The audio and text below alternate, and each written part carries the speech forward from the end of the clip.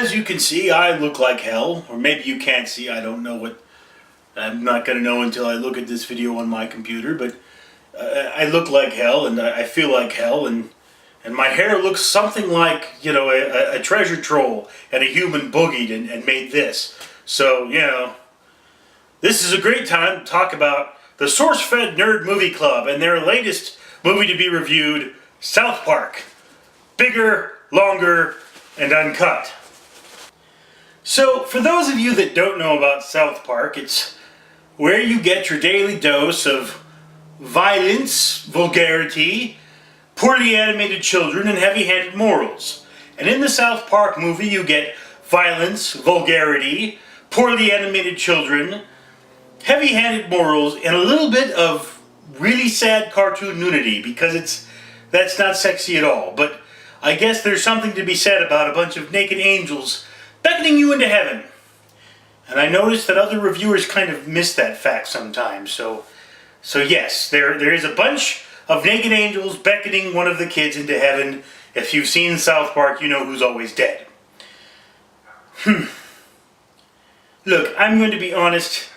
I did like the movie. I felt it was a little slow, but it was like watching the TV show, which is normally the problem with watching movies based on TV shows, but it was like watching the TV show. I just felt I watched the entire TV show that was on Netflix. It was like 3 seasons in 2 days. So, I mean, I'm not saying I don't like the TV show. It's just I would never have paid money to go and buy a ticket to see this in the theaters. I had this on Netflix. I saw it. That's cool, but wouldn't pay for the ticket, wouldn't buy the DVD. Good movie, not that good movie.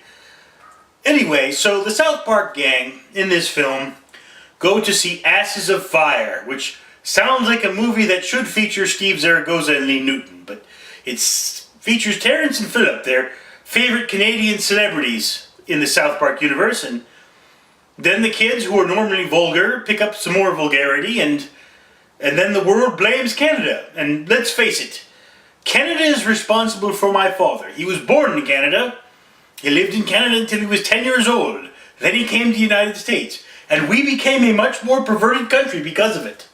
Yes. Ooh, that man is weird. It's like he's Santa Claus who's always talking dirty. Yes, my dad is Santa Claus, and I never got anything good for Christmas. Bad Santa. Bad Canada. But the heavy-handed moral of this film is that we should blame our parents for bad parenting and not the media for corrupting our kids. Because that's why we have a rating system. Of course, there is something to be said for the fact that we should probably blame the economy for meaning that both parents have to work and therefore are not there to ever supervise their kids. There is that. Or we could blame the previous generations who really weren't there for us as much as they should and never taught us to be good parents.